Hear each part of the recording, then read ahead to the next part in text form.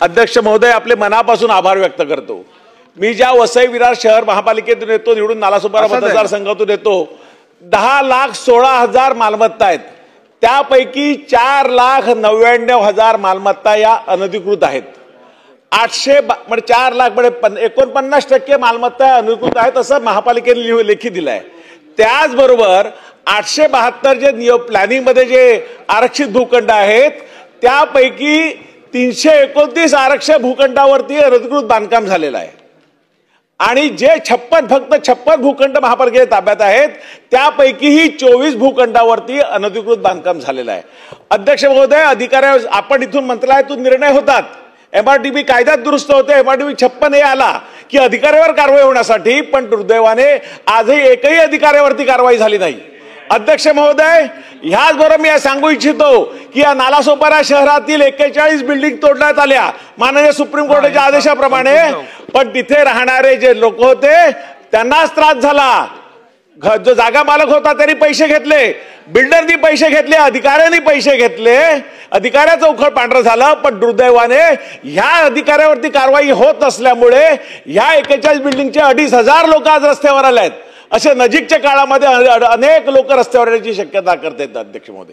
त्यामुळे आपली आग्रहाची विनंती आहे की ह्याला जे अधिकारी जबाबदार असतील त्याच्यावर तातडीने कारवाई केली पाहिजे। कायद्याचं पालन MRTP कायद्याअंतर्गत 56A चा कायदा आहे, त्याचा वापर प्रभावीपणे करून 3 महिन्याची शिक्षा, 20,000 रुपये दंड किंवा दोन्ही याची प्रभावीपणे अंमलबजावणी होणार का?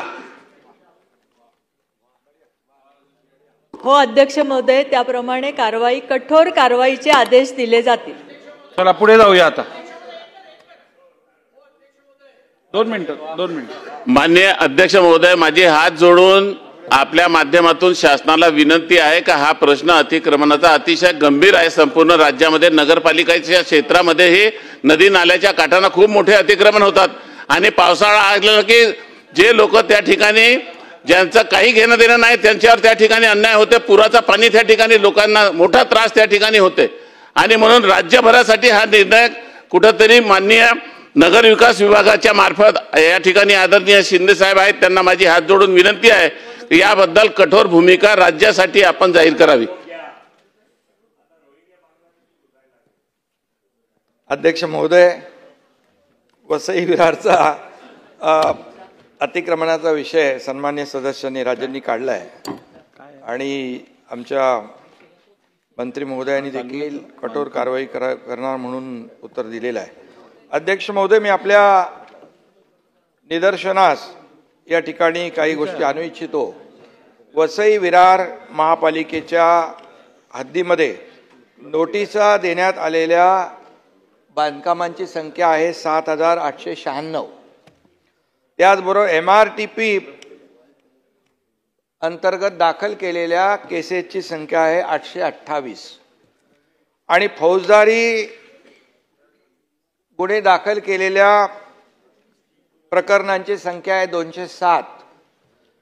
निष्कासित केलेल्या बांधकामांची संख्या आहे 14,106 आणि न्यायालयाने स्थगिती दिलेल्या बांधकामांची संख्या आहे 411 आणि काही आता या कोर्टामुळे काही निष्कासित करण्याचे बांधकामं अद्याप बाकी आहेत। कोर्टाची जशी आदेश होतील त्याप्रमाणे त्याच्यावरही कारवाई करू आपण। यामध्ये 14,106 बांधकामं जे आपण निष्कासित केली अध्यक्ष महोदय, त्याचं एकूण क्षेत्रफळ आहे 1,21,00,000 पेक्षा जास्त।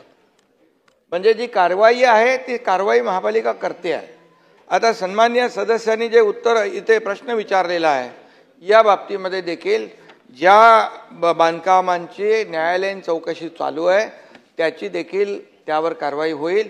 त्याचबरोबर सन्मान्य सदस्य आयुक्तांना किंवा काही ठिकाणी बांधकामं असतील त्याची देखील मला त्यांनी माहिती द्यावी। ती बांधकामं देखील अनधिकृत नियमानुसार आपण निष्कासित करू, परंतु त्याचबरोबर काही नियम आपल्याला पावसाळ्यामध्ये काही बांधकामं राहती घरं आपल्याला काढता येत नाहीत, ही वस्तुस्थिती लक्षात घेऊन नियमाप्रमाणे आपण त्यांच्यावर उचित कारवाई करू। चला पुढे जाऊया।